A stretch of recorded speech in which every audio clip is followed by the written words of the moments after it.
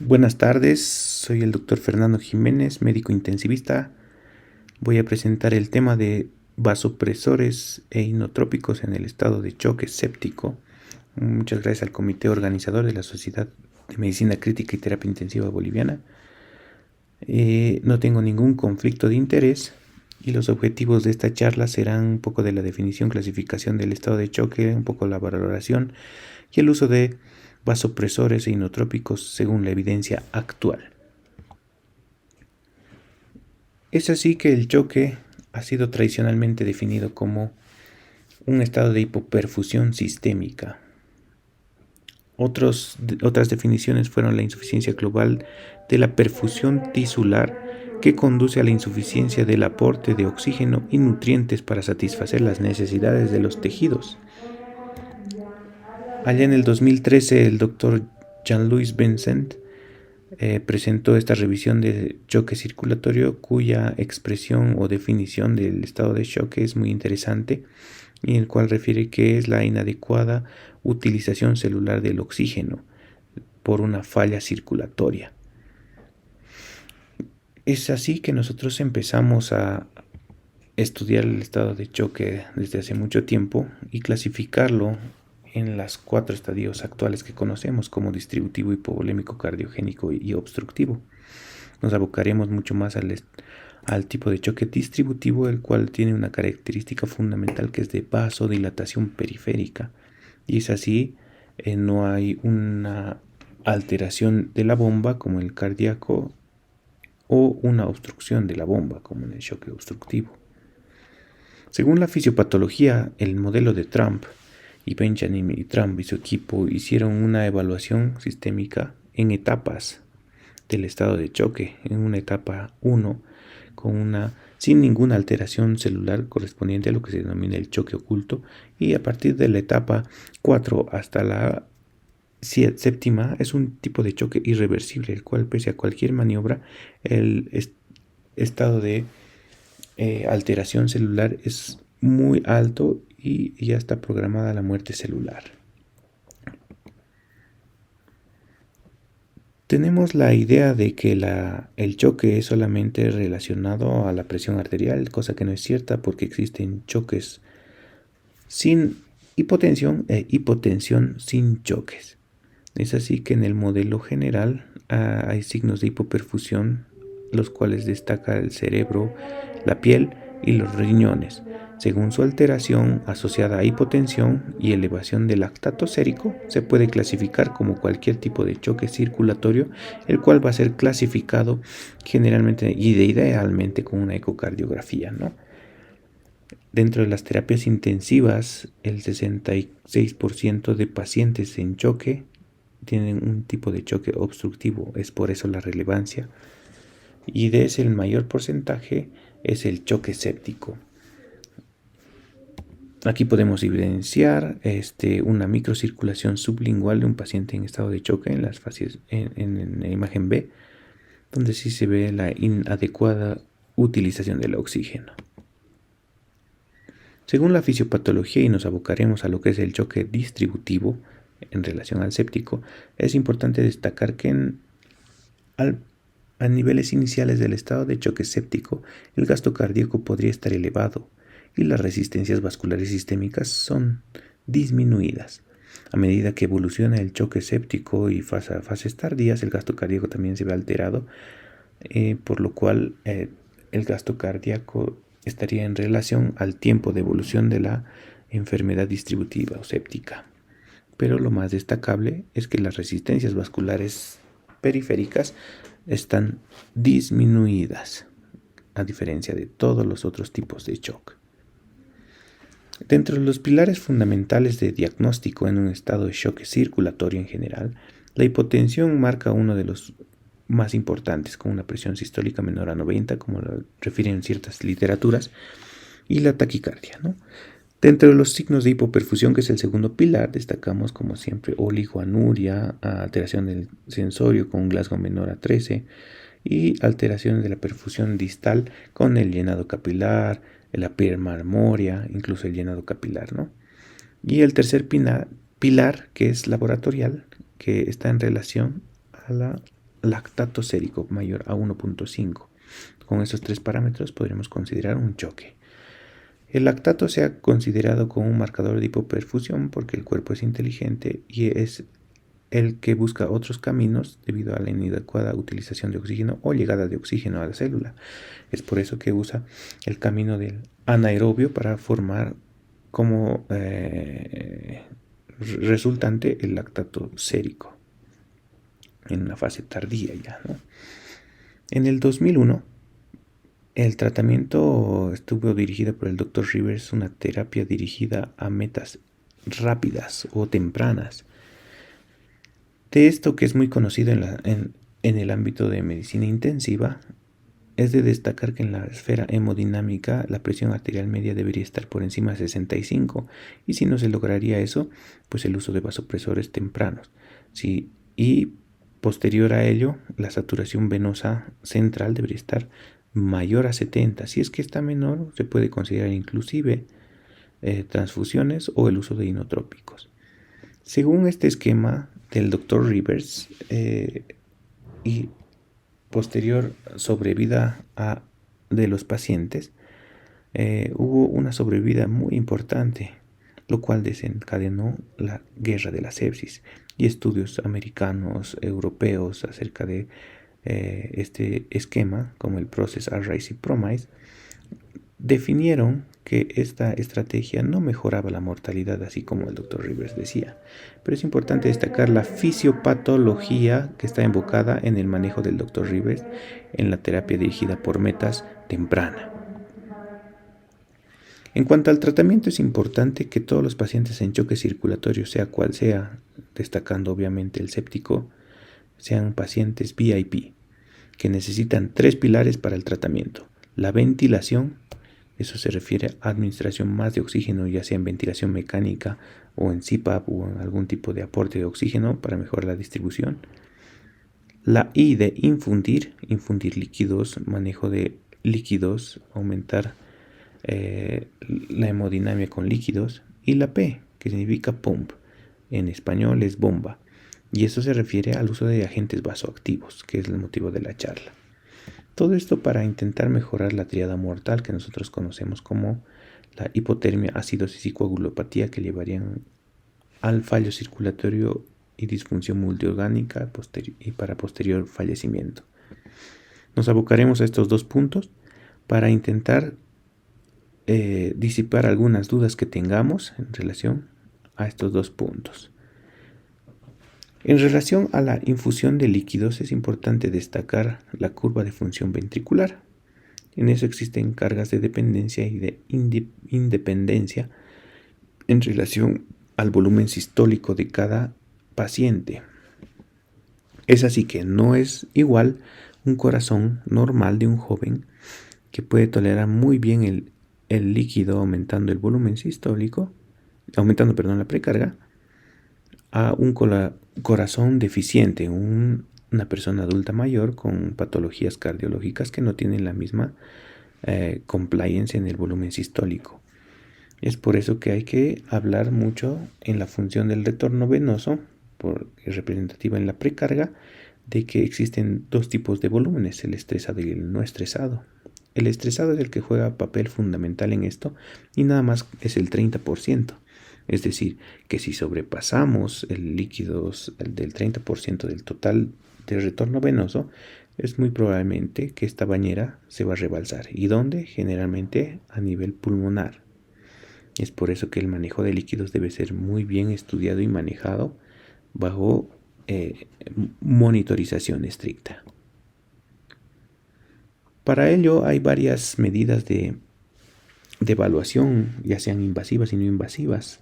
Aquí están las dos más representativas. En cuanto a la invasiva, la función de la línea arterial, para ver la relación que existe mayor a 12% en inspiración y expiración en paciente con ventilación controlada. Si es mayor al 12%, puede ser un candidato a administración de líquidos. Y las no invasivas, que la más representativa actualmente creo que es la elevación de miembros inferiores, que se trata de poner al paciente en 45 grados con los miembros inferiores hacia arriba, esperar un minuto y la mejora del gasto cardíaco en 10% en cualquiera de sus evaluaciones sería considerable el uso de líquidos. Estas maniobras de elevación de miembros inferiores ya desde el año 2010 ya estuvo en varios estudios y se puede hacer en pacientes críticos, por lo cual sería una buena medida de manejo en lugares con recursos limitados como es nuestra situación.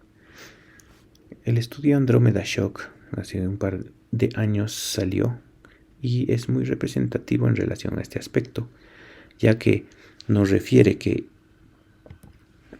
no hubo diferencias a los 28 días en relación a un seguimiento de un paciente con lactato sérico y pacientes dirigidos por perfusión distal, es decir, llenado capilar.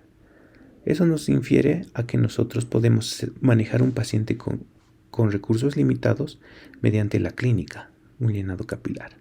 Y eso así lo refleja con una disminución del 20-25% del llenado capilar con elevación de miembros inferiores.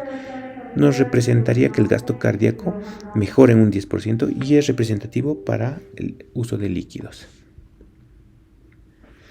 Yendo al otro punto, las catecolamidas. Entre ellas tenemos los vasopresores y los inotrópicos, que son usados para la esfera hemodinámica de importancia, ¿no? Es así que el pump o las bombas son manejadas por las catecolaminas. Destacar que todo paciente que está en estado de choque, ya desde el 2014 tenemos evidencia sistemática en la cual a mayor rapidez del uso de vasopresores disminuye un 5% la mortalidad. Si nosotros nos atrasamos, aumenta la mortalidad. Es por eso la importancia del manejo de pacientes en choque y vasoactivos. Como sabemos, el 2018 se hizo el Survivor Sepsis Bundle. Significa el paquete que en la primera hora debe recibir todo un paciente séptico. Los cultivos, el nivel de lactato, el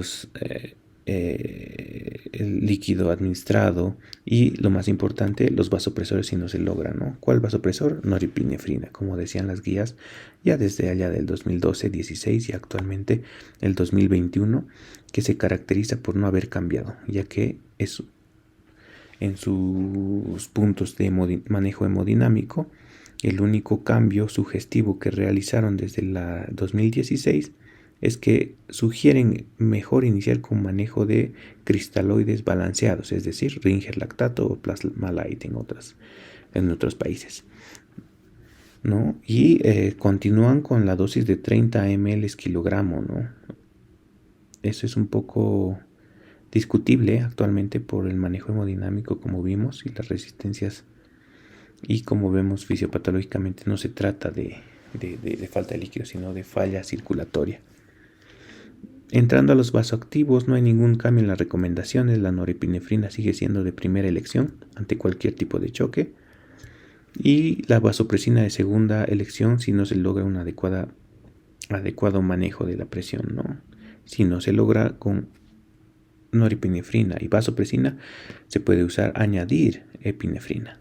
Lastimosamente en nuestra realidad no tenemos vasopresina, así que pasamos directamente a la epinefrina en dosis muy altas de norepinefrina. Esta imagen del 2019 representa una arteriola en la cual podamos entender dónde actúan los vasopresores, ¿no? Los receptores alfa 1 ubicados en el endotelio de las arteriolas son el lugar predilección de los vasoactivos, vasopresores, norepinefrina en primer lugar, epinefrina, dopamina y todos ellos. Y de segunda elección y otro mecanismo de acción por los receptores B1, la vasopresina y la angiotensina 2 son los lugares de recepción. Este esquema nos representa muy bien por qué nosotros podemos tener en consideración el uso de corticoides, ya que ellos aumentarían la sensibilidad de los receptores, ya sea alfa 1 o B1, ¿no? Y representa el por qué se usa de dos mecanismos de acción de segunda elección para tener más potencia. Como hablamos, destacamos que choque distributivo se destaca por la disminución de resistencias vasculares periféricas, y lo que queremos es eso, y mediante la monitorización invasiva o no invasiva intentamos mejorar el manejo hemodinámico. Dentro de las dosis de los vasopresores, en primera instancia la noradrenalina o norepinefrina, es muy relevante en ciertas literaturas que van desde 0.01 hasta 1 microgramo kilogramo minuto. Eso dependiendo, ¿no?, de las dosis. Cuando sobrepasa los 0.3 a 0.5 ya es un choque refractario, el cual necesita añadir otro tipo de medicación. En nuestro contexto actual, la adrenalina, dosis de 0.02 a 0.04 gamas, ¿no? La dopamina, que actualmente no es muy recomendada, pero en casos extremos se puede usar, y la dobutamina, que en realidad no es un vasopresor, más es un inotrópico que actúa en los receptores beta, ¿no?, con dosis en infusión continua para mejorar el inotropismo cardíaco. Los vasopresores pueden ser administrados por vía periférica, y eso lo destacamos desde el 2014, 2017 y actualmente en las guías de la campaña Sobreviviendo a la Sepsis 2021. No es una prioridad el tener un catéter venoso central para el inicio temprano de vasopresores.